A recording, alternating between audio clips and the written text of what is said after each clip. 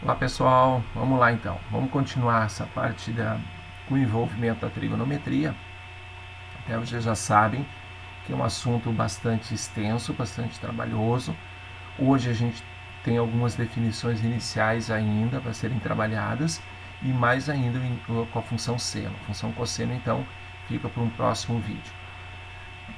Bom, o que nós temos que entender aqui na questão do ciclo trigonométrico é que o ciclo é uma circunferência, né, em que tem um centro O, por exemplo, e um raio simplesmente unitário.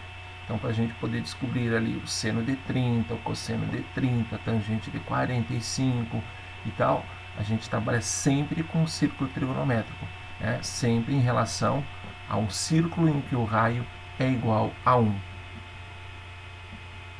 Né? A circunferência ela é dividida então em 4 quadrantes, né?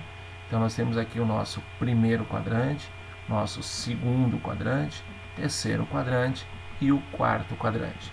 Se tratando em graus, por exemplo, o primeiro quadrante vai de 0 a 90 graus, o segundo quadrante vai de 90 a 180, o terceiro quadrante de 180 a 270 e o quarto e último quadrante de 270 a 360 graus, certo? Se tratando de radianos, nós temos então no primeiro quadrante de 0 a π meios, depois no segundo de π meios a π, no terceiro quadrante de π a 3 π meios e quarto e último quadrante de 3 π meios a 2 π. Bom, sempre que se tratar em graus, logicamente a indicação de graus, 30 graus, é 30 e tem uma bolinha indicando os graus. Se porventura não tiver essa bolinha, automaticamente é radianos. Tá? Então, por exemplo, se o cara pergunta lá, o seno de 1, se tem a bolinha, é de seno de 1 grau. Agora, se não tem a bolinha, é seno de 1 radiano. Então, sempre que eu omitir um símbolo, esse símbolo representa sempre para nós o radianos, tá bom? Já no ciclo trigonométrico, a gente pode ter todos os valores em graus, né? Como a gente já citou agora há pouco, e mostra aqui, né? Os casos, assim, eu acho que é muito interessante esse desenho, tanto este quanto o próximo, mas vamos falar sobre este agora, né? Por exemplo, se a gente está buscando um seno de 60 graus, vocês têm que lembrar que é o mesmo valor de um seno de 120, porque vocês podem verificar onde as linhas pontilhadas estão. Então, por exemplo, o 60, o 120, o 240 e o 300, eles valem todos 60 graus. Agora, lógico, dependendo em qual quadrante está, a função vai me dar um resultado positivo ou um resultado negativo. Tá? Então, a gente vai tratar isso mais à frente, sobre a questão de sinais das funções nos seus respectivos quadrantes. Então, por exemplo, eu posso dizer que 30, que o 150, que o 210 e que o 330, todos eles representam um ângulo de 30 graus. Então, se o cara pergunta, quanto é que vale uma função em que o ângulo é 150 graus? Então, é essa mesma função com um ângulo de 30. Então, a gente pode exatamente identificar, né, esses valores que apresentam lá no segundo, no terceiro ou no quarto quadrante e representá-los no primeiro. Né? Então, a gente tem que lembrar disso. Por exemplo, o 135 que está no segundo, o 225 que está no terceiro e o 315 que está no quarto quadrante, todos eles representam um ângulo de 45. Lembrando sempre que a questão de ser positivo ou de ser negativo depende de qual função que a gente está analisando, porque cada função tem os seus sinais nos seus quadrantes. Né? Por exemplo, o seno ele é positivo no primeiro e no segundo e negativo no terceiro e no quarto. Né? Já o cosseno ele é positivo no primeiro e no quarto, negativo no segundo e no terceiro.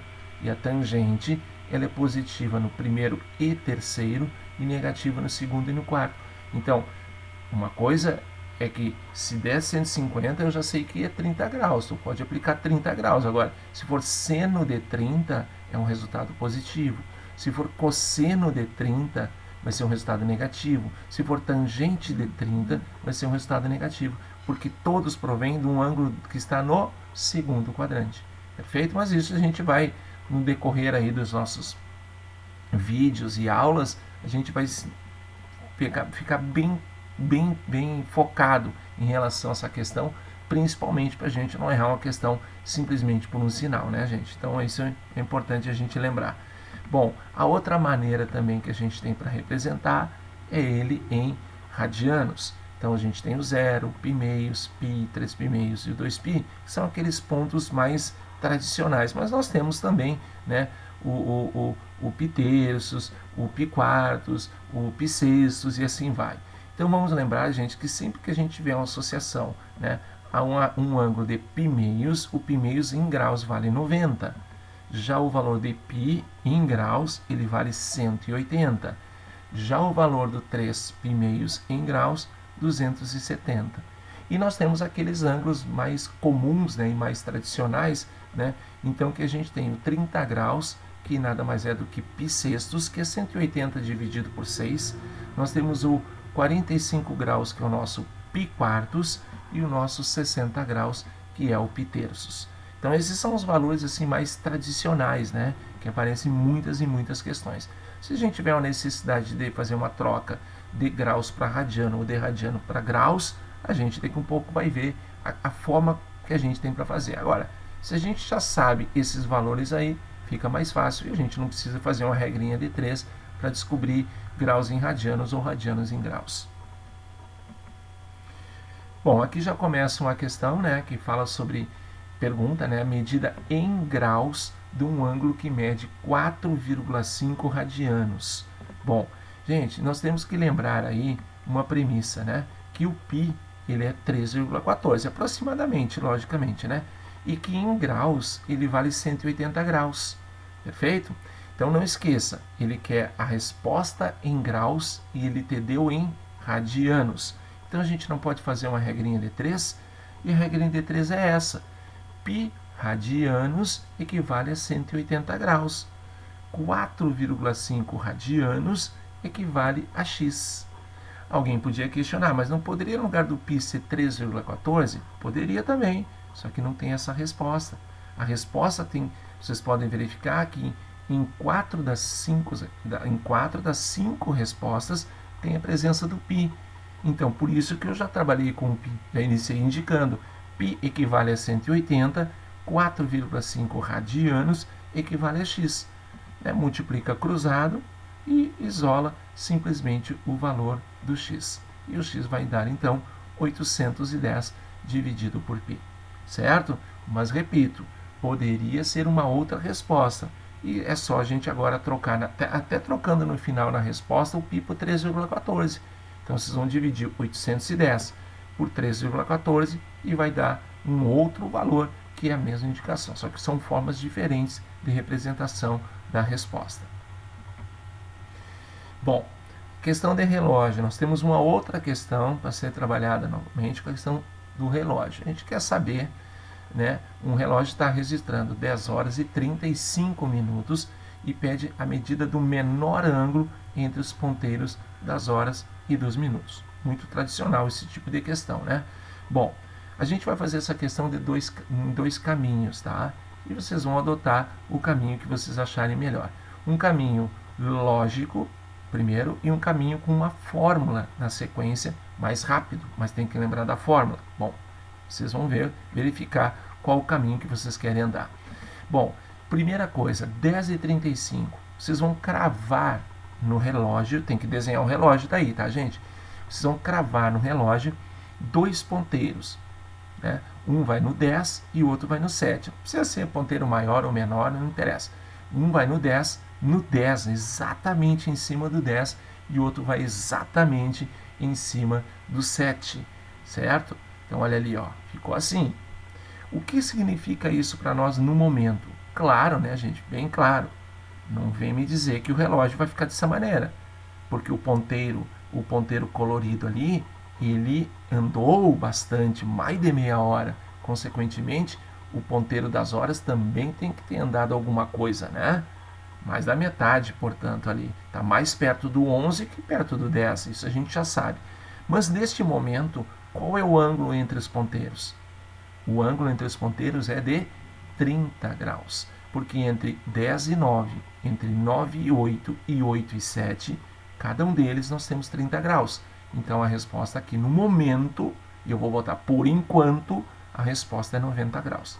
Mas a gente sabe que não é, né? É mais do que 90, até porque não tem nenhuma 90 ali, né, gente? Poderia ter até, né? Para enganar, mas a gente não vai enganar a gente de jeito nenhum. Agora a gente tem que ver, porque o ponteiro colorido ele vai ficar cravado ali, naquele ponto. E o nosso objetivo, então, é verificar o quanto que o ponteiro em preto andou, quanto que o ponteiro das horas andou. Então, o que, que a gente vai fazer? A gente vai fazer essa relação agora.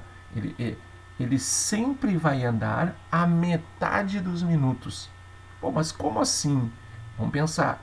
Se fosse 20 minutos, ele ia andar 10 graus. O ponteiro das horas ia andar 10 graus.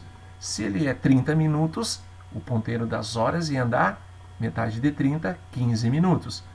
E ele é 35, metade 35, 17,5.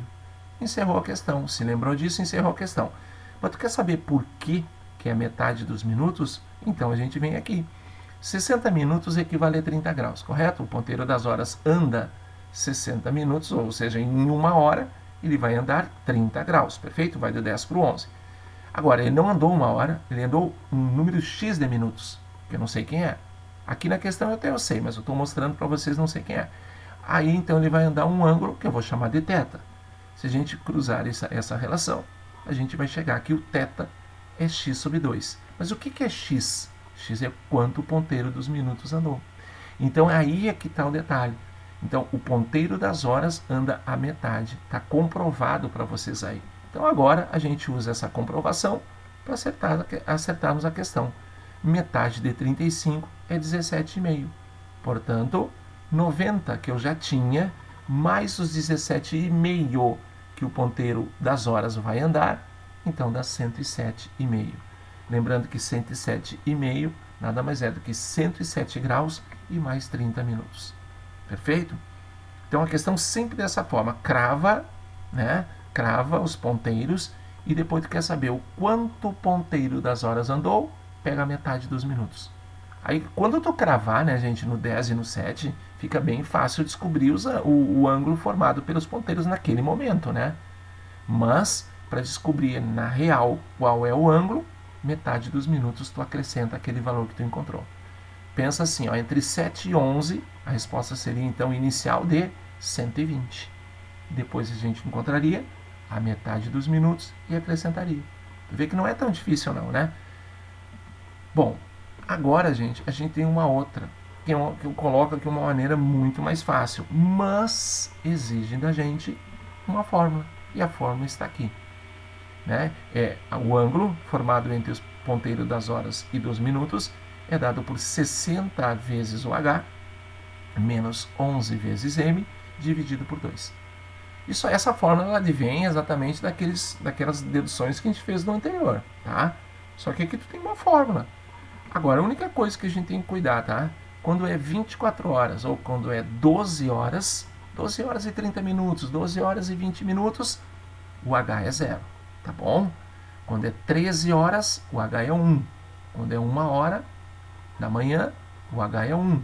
Né? Quando é 23 horas, noite, né? Lógico, o H é 11. Então, o H vai ter que ser um número entre 0 e 12. Podendo ser o 0, mas não podendo ser o 12. Tá? Então, a gente lembra isso aí. 15 horas, por exemplo. 15 horas.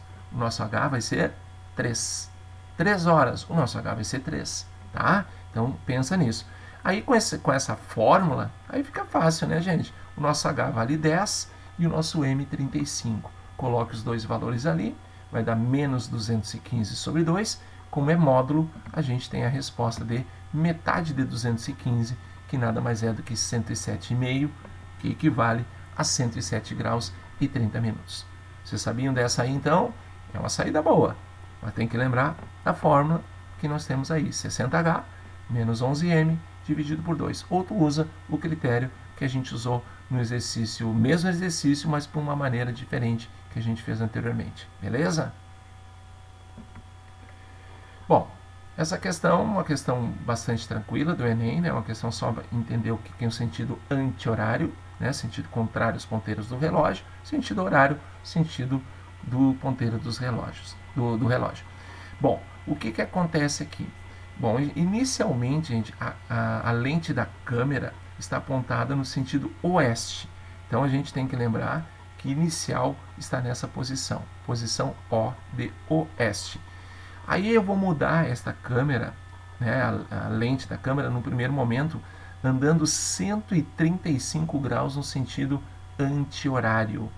Sentido anti-horário. Aonde é que vai cair, gente? Cuidado, né? No sentido anti-horário. Então ele vai cair aqui, ó. Ele andou 90 mais 45. Então ele caiu ali na metade, bem na metade mesmo, né? Entre S e SE, né? Então a gente tem ali um ângulo de 135. Ele está a 135 graus do início. Então ele rodou 135 graus ou andou 135 graus no sentido anti-horário. Muito bem. O que nós vamos fazer agora? Opa, mas está errado essa posição da lente. Vamos andar 60 no sentido horário, no sentido contrário ao que a gente andou agora. Então a gente vai andar aqui, olha onde ele vai cair aqui, né? Então ele andou quantos? 45 até chegar a S, 45 até chegar a S, e depois mais quanto? 45 mais 15, né? Mais 15 para fechar os 60 graus. Então ali ele está entre SO e S, mais perto de S do que de SO, tá? Então ali, no segundo momento, ele está a 75 graus do início. Mas como que eu cheguei a essa conclusão? 135 menos 60.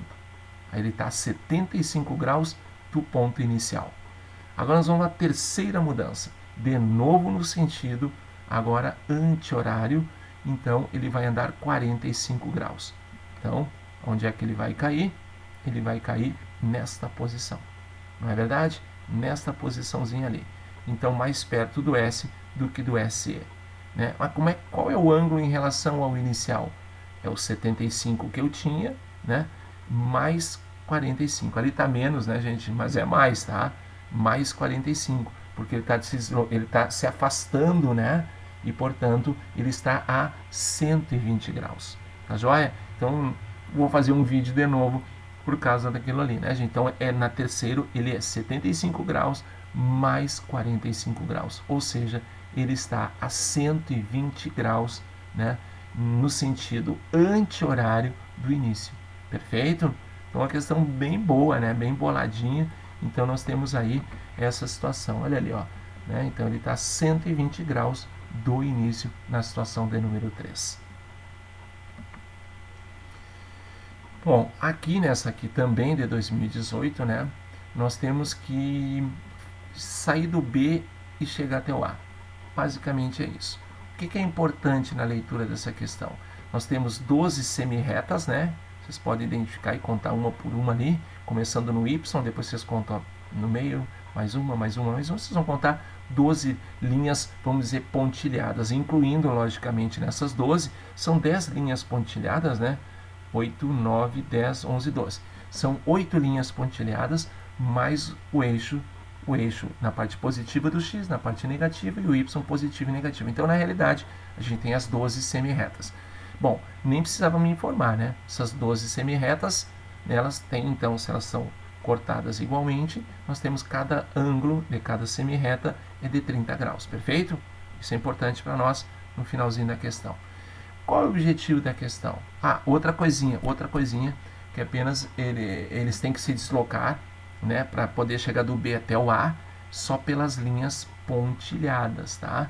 Só pelas linhas pontilhadas, pode ser pelas semi-retas, né, ou pelas circunferências dessa malha. Então, só pelas linhas pontilhadas, tá bom?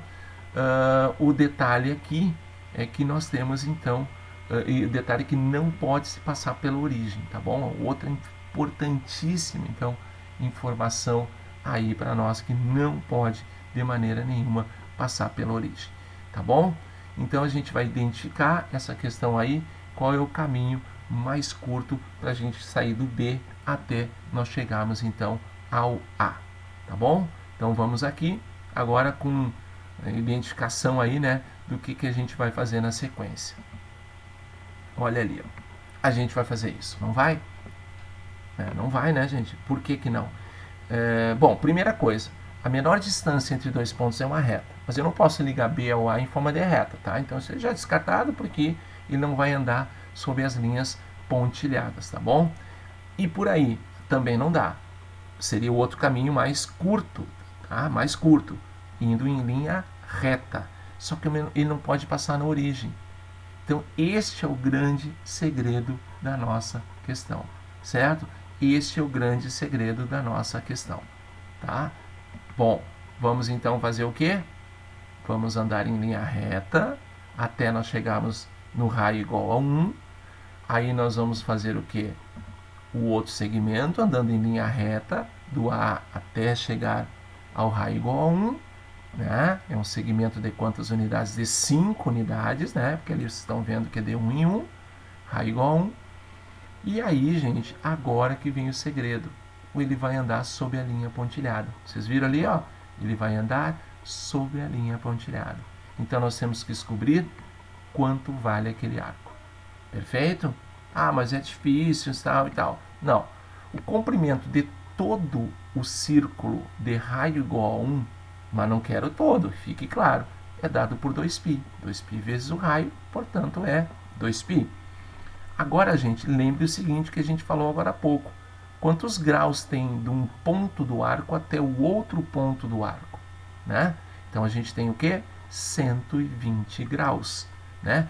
30, né? mais 30, mais 30, mais 30. Pode contar. Nós temos, então, 4 setorzinhos ali, né?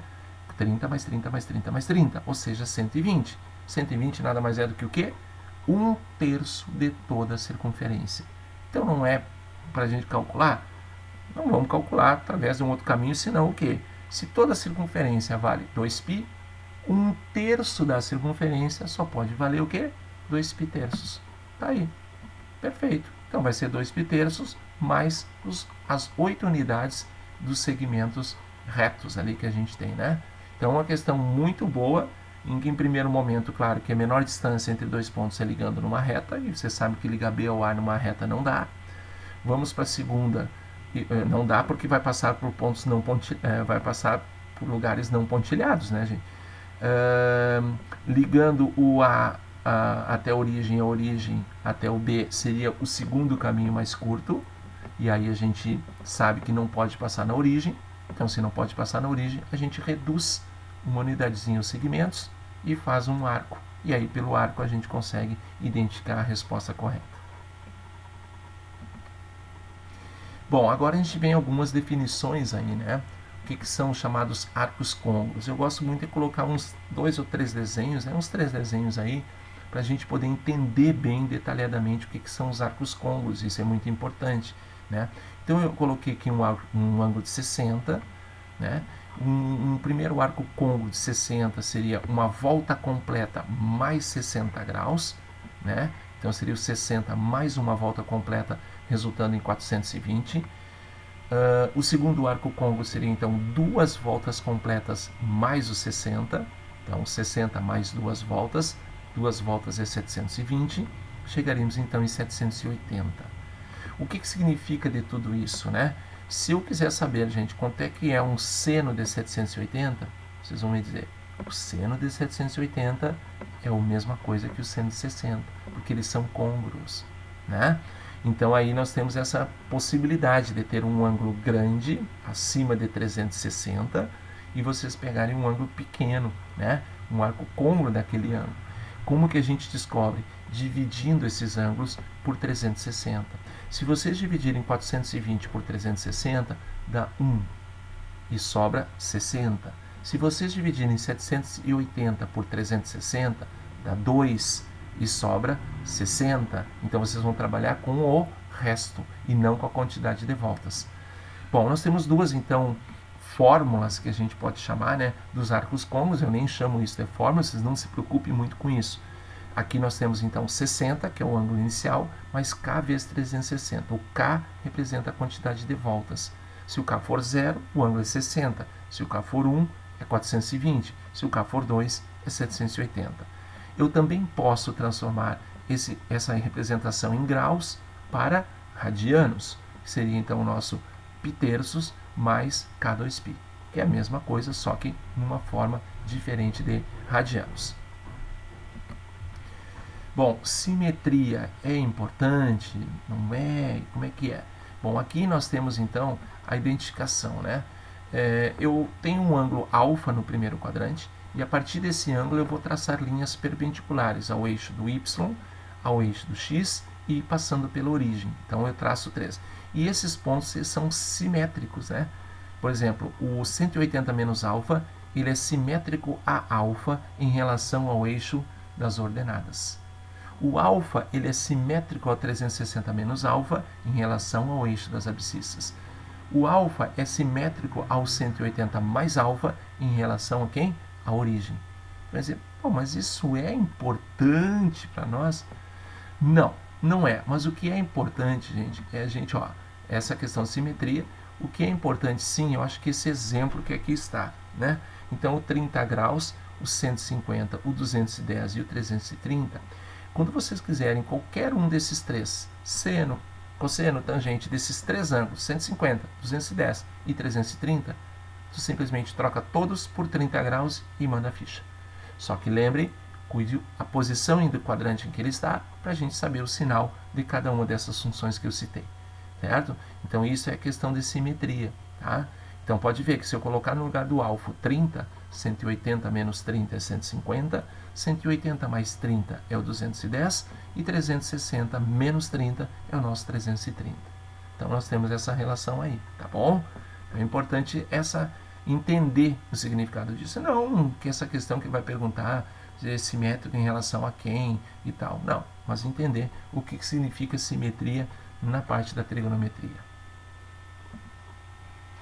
Bom, a gente vai começar um pouquinho aqui, gente, a trabalhar com a função seno, tá?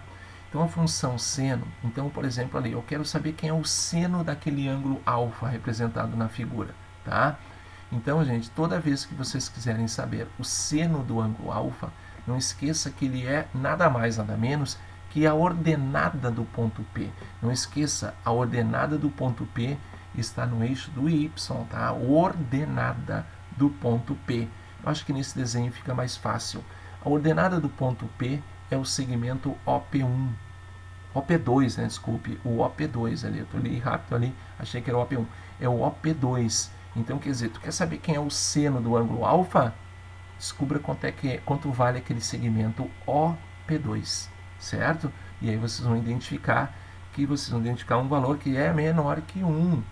Porque nós estamos trabalhando com círculo trigonométrico, que o círculo trigonométrico tem raio igual a 1. Tá? Então, olha ali, o seno do ângulo AOP, ou o ângulo alfa, né, mesma coisa, é o segmento OP2. Perfeito? Então, isso é uma parte importante que a gente tem. Lembrar que o eixo do seno é o eixo do Y, certo? O eixo Y é o eixo dos senos. Tudo que tu quiser saber sobre seno, tu projeta a posição do ângulo alfa para o eixo do y. E aí vocês vão ter como a gente projetou agora e conseguiu o valor do OP2. Bom, gente, agora aqui eu vou mostrar um videozinho, né, que tem aí, que ele trabalha com um software chamado GeoGebra. Né? Então vou aqui já clicar, ele demora um pouquinho para nós ali. Né? Ele vai aparecer. Vou tirar um pouquinho para baixo aqui, beleza. Olá pessoal, estamos aqui para mais uma aula do GeoGebra e hoje eu vou mostrar para vocês como fazer aqui. Agora prontinho, ali, gente, agora a gente já tem aqui o gráfico ele vai rodando do vocês seno. vão verificando que aquela flecha em preto ela vai diminuindo, agora na parte positiva vou girando aqui diminui, e vai aparecendo o gráfico do seno a partir do centro da circunferência. Vocês viram? Vou montar de novo ali desde o início, vocês darem uma olhadinha. Ok? Mesma coisa com o botão direito, habilita o rastro, habilitei. Ele vai rodar aquele prontinho, ponto. Olha agora a gente já tem aqui o gráfico vai aumentando até chegar a 90. Depois seno. Ela vai diminuindo até chegar a 180, que é 0. Depois vai aumentando, vou girando até chegar a aqui menos e vai aparecendo o gráfico do seno a partir do centro então, da circunferência. Vocês viram que ele é todo analisado Okay? em cima exatamente do eixo do y. Ó, mas agora eu vou fazer um pouquinho, olha ali, ó, olha ali, o seno daquele ângulo ali, ó. Aquele ali é o seno de 30, né? Porque esse aquele valor ele é 0,5, né? Cosseno. Olha ali, ó. Tá? Vamos ver a parte Vamos pegar mais um ponto aqui, ó. da circunferência. Olha a parte negativa. Vamos ver, olha aqui, ó. Nesse quadrante o seno é negativo, porque a flechinha está para baixo, né? A parte negativa do eixo do y. Ó, isso é terceiro quadrante. Vamos pegar um no quarto quadrante aqui. Ok. Olha ali, ó. Parei e a flechinha continua negativa, né?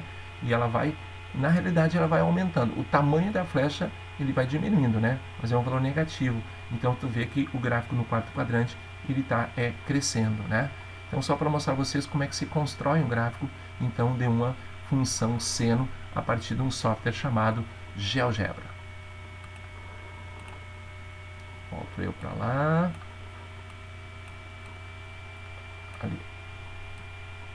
Beleza. Então, esse é o nosso gráfico que foi montado ali pelo GeoGebra, né? E nós chegamos então, indicamos aqui que no primeiro quadrante, né, a função ela é crescente, chega no máximo em 1. No segundo quadrante ela é decrescente, chega em 0. Depois ela continua decrescendo e chega no menos 1. E depois ela começa a crescer e chega no 0. Certo? Então nós temos aí característica. Então, nós temos algumas observações, né, gente, para a gente tirar. Por exemplo, o período da função. O período da função seno x, né? Estou falando da função seno x, o período dela é 2π. Né? Dá para ver que a cada 2π o gráfico se repete. O período nada mais é que um carimbo do gráfico. Tá? Se você fizesse um carimbo desse gráfico aqui, de 0 a 2π, eu ia bater o carimbo ali na sequência, na outra, e ia montando o gráfico infinitamente. Porque ele vai se repetir a cada 2π radianos. Tá? Outra coisa importante que é a imagem, né? E a imagem então ela é retirada daqui, olha ali, tá vendo? Ó, no gráfico de menos 1 a 1. E a gente pode representar a imagem de duas maneiras, né? Intervalo fechado de extremos menos 1 e 1, ou simplesmente dizer que o seno ele é maior ou igual a menos 1 e menor ou igual a 1. Também pode ser dessa forma tranquilamente, tá bom? A questão dos sinais então, né, gente? Então nós temos os sinais aqui, ó, positivo no primeiro, no segundo também, negativo no terceiro e no quarto quadrante. Agora olha como é que vai ser no gráfico. Por que no primeiro quadrante ele é positivo a função, repito, seno x? Olha lá, porque o gráfico está toda na parte positiva, né, do y. Aqui no segundo quadrante continua, embora decrescendo, mas ele continua na parte positiva. Já no terceiro quadrante, nós estamos na parte negativa do eixo do y. E depois, no quarto quadrante, na parte negativa também. Esses sinais extremamente importantes. A gente é obrigado a saber os sinais das três funções, que é seno, cosseno e tangente. Depois, no final, lógico, a gente tem uma frasezinha, né, que eu use sempre tua cabeça, que depois a gente vai comentar isso, mas isso quando nós trabalharmos na finalização com seno, cosseno e com a tangente, beleza? Bom, gente, eu tenho aqui, eu gosto de falar que isso aqui é uma dica que eu acho interessante, tá? Toda vez que eu tenho um ângulo que está no segundo quadrante, ou vocês vão definir através de um desenho e me mostrar o que representaria ele lá no quadrante número 1, né? Através de um desenho ou através dessa regrinha.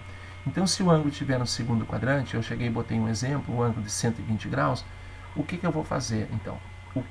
Fazer a seguinte pergunta: o que falta para 180 graus?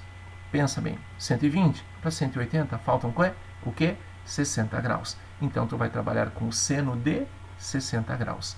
Lembra no segundo quadrante, né? Qual é o sinal do seno? Ele é positivo, portanto, em vez de seno de 120, nós vamos trabalhar com mais seno de 60 graus. Viu que ele é bem simples? Se tu fizer um desenho à mão, é bem tranquilo também, né? Agora vamos fazer o seguinte: e se ele estiver no terceiro quadrante? E o seno de 210, como é que a gente encontra? Então a gente vem ali, quem está no terceiro quadrante é o quanto ele passou de 180 graus. 210 passou 30 graus, perfeito? Então quer dizer que o seno de 210 é a mesma coisa que o seno de 30. Mas cuide bem, o seno no terceiro quadrante é negativo, então é menos seno de 30. E se estiver no quarto quadrante, aí volta o F, que o F de falta, mas só que é falta para 360. Então, 315, faltam quantos graus?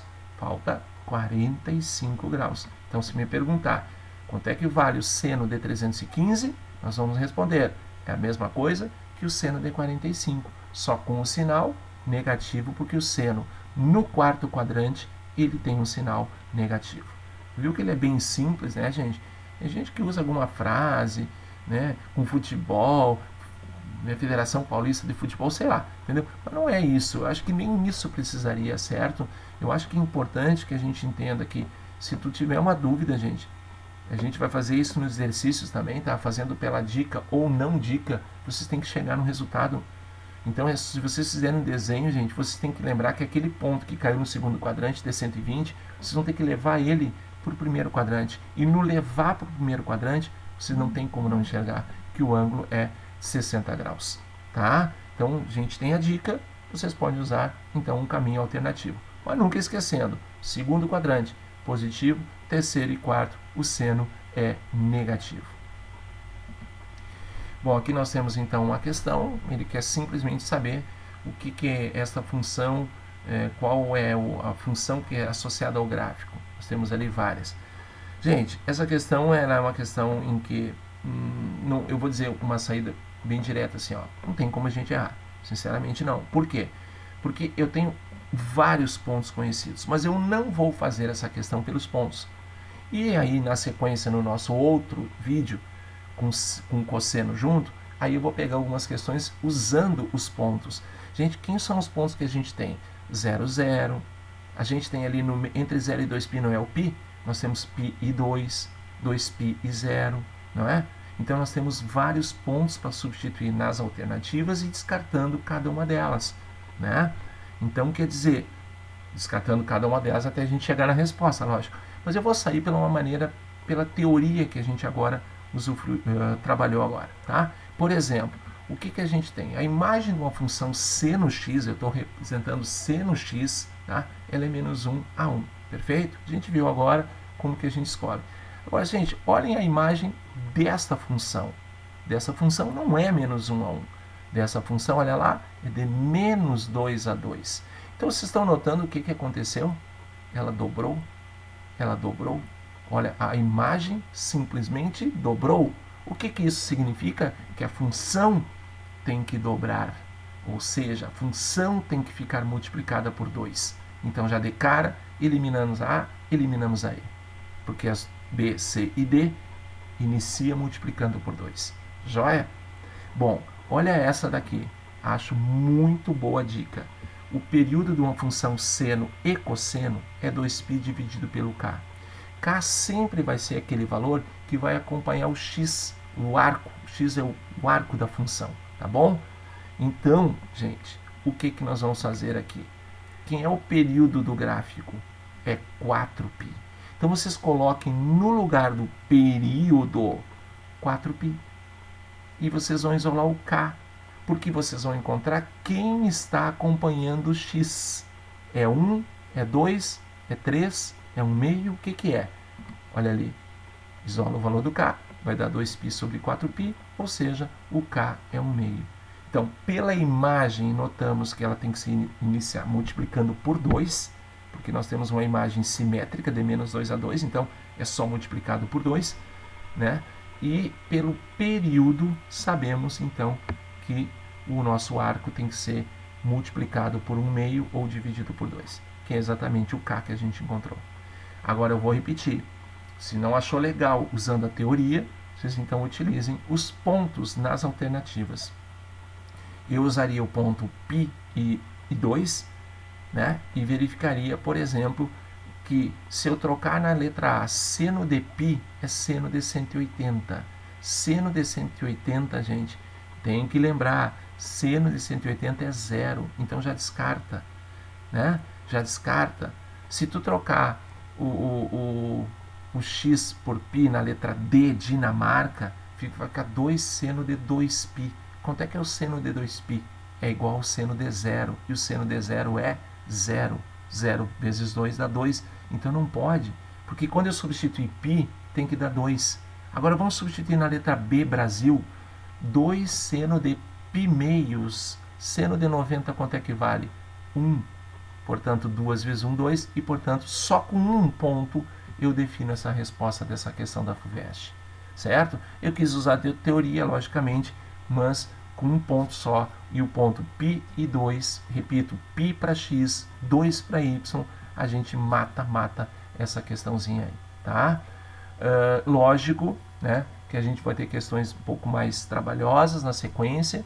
Tivemos questões também com funções trigonométricas que caiu no Enem, que a gente também vai trabalhar no próximo vídeo, mas é isso que a gente tem. E tem que lembrar também, né, gente, o seno de 0 é 0, o seno de 90 é 1, o seno de 180 é 0, o seno de 270 é menos 1 e o seno de 360 é o mesmo seno de 0, que é 0. Mas aí tu lembra do gráfico da função seno x, tu vai ter todos esses valores na tua cabeça, tá? Claro que além do 30, do 45 e do 60, que são obrigatórios para o nosso conhecimento, tá bom? Gente, como eu disse para vocês, é um assunto grande, não é um assunto que a gente vai ter em uma aulinha só e já está resolvido, tá? Então a gente vai trabalhar legal. Já na próxima aula a gente trabalha com o cosseno, gráfico do cosseno, e aí exercícios. Fazer muito exercício. E os exercícios a gente tem saídas rápidas, saídas teóricas, saídas práticas, saídas com dicas e tipo esse problema. Eu não sabia nenhuma dessa teoria que está na tela, tudo bem? Pega pontos do gráfico, tá? Então eu pegaria o 0, 0. O 0, 0 vocês vão ver que não vai surtir efeito nenhum, tá, gente? Substituir no lugar do x o 0, todas as alternativas vai dar y 0. Não deu certo. Então tu pega o próximo ponto, que seria quem? O π e 2. E aí tu vai substituindo alternativa por alternativa e tu vê claramente que fecha na letra B, Brasil. Certo? Então continuem focados, continuem estudando, tá, gente? Vamos focar. É um assunto interessante. Não é um assunto top, né? Aqueles assuntos que caem inúmeras questões do Enem, mas sempre o Enem cobra alguma coisa, tá? Às vezes cobra uma interpretação de gráficos simplesmente, como foram as questões últimas que caíram, e que no próximo vídeo a gente vai fazer essas questões do Enem também, tá bom? Beleza? Beijo, beijo. Se cuidem muito e espero aí, né, que logo a gente consiga aí dar as nossas aulas presenciais, né? Vamos torcer por isso, mas não depende da gente, né? Depende aí do como que a coisa está andando aqui em Santa Maria, tá bom? Então, beijo e até o próximo vídeo, então.